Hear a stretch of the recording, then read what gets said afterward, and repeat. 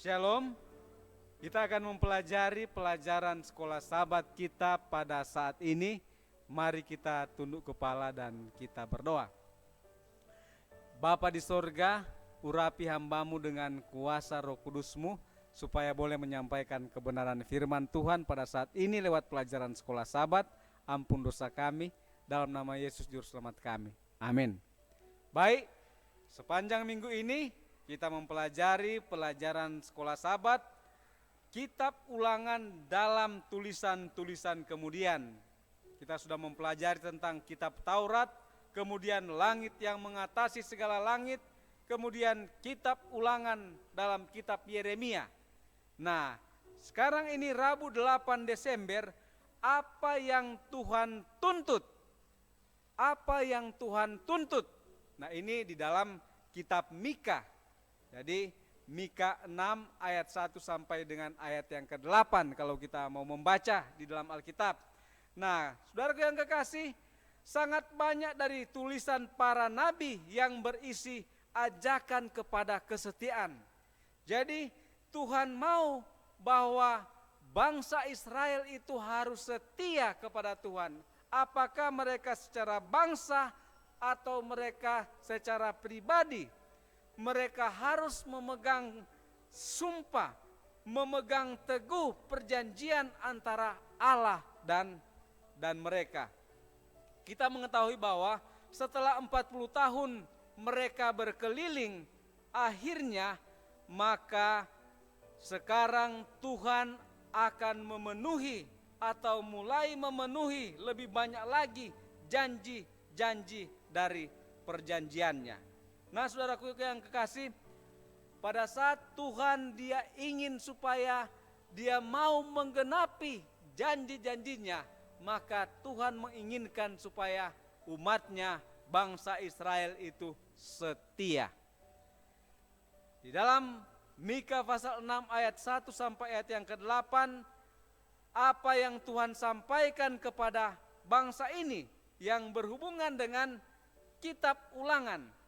Saudara, kalau kita membaca di sana, Tuhan dia membebaskan mereka dari perbudakan Mesir, dan kemudian agar supaya mereka bisa melakukan keadilan, mencintai kemurahan, kemudian berjalan dengan rendah hati bersama-sama dengan Tuhan.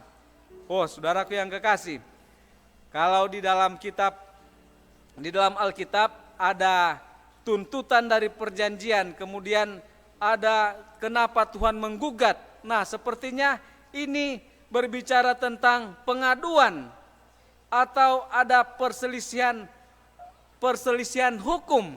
Nah, setelah kita mempelajari bahwa tidak mengherankan, jadi bagaimanapun juga pusat dari perjanjian itu adalah hukum Tuhan. Dan pada saat Tuhan menyampaikan hukum itu kepada bangsa Israel berjanji, kami akan melakukannya. Tetapi apa yang terjadi? Mereka tidak setia kepada perjanjian Tuhan.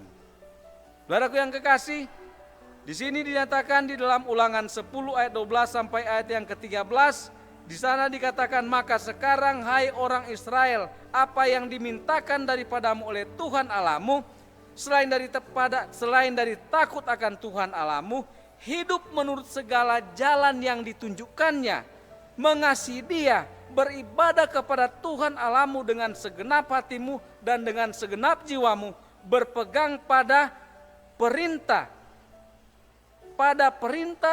dan ketetapan Tuhan yang kusampaikan kepadamu pada hari ini, supaya baik keadaanmu. Saudaraku yang kasih, syarat supaya baik keadaan daripada umat Tuhan adalah menurut akan perintah Tuhan. Dan itu berlaku juga bagi kita sebagai umat-umat pilihan di akhir zaman. Dan huruf-huruf dari hukum Tuhan itu dinyatakan bahwa roh dari hukum itu yaitu berlaku adil dan penuh kemurahan, atau berlaku adil dan mencintai kesetiaan.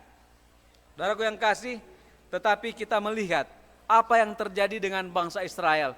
Mereka mengadakan korban bakaran, mereka mengadakan upacara. Tetapi upacara yang mereka lakukan itu mereka hanya secara formalitas. Hati mereka tidak bertobat. Mereka tidak setia kepada perintah-perintah Tuhan.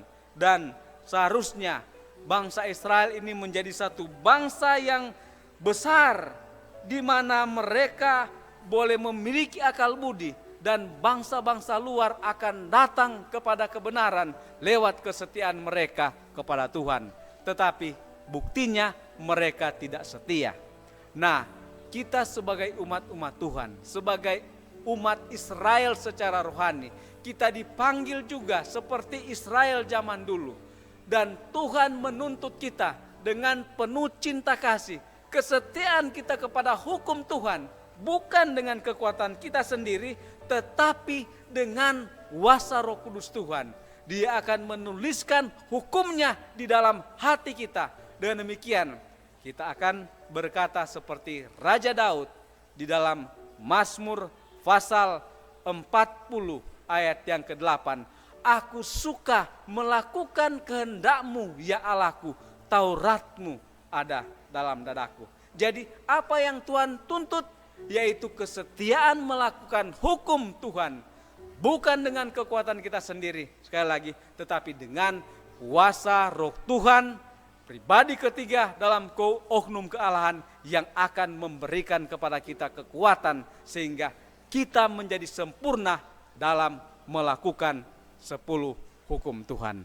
Kiranya Tuhan memberkati. Amin.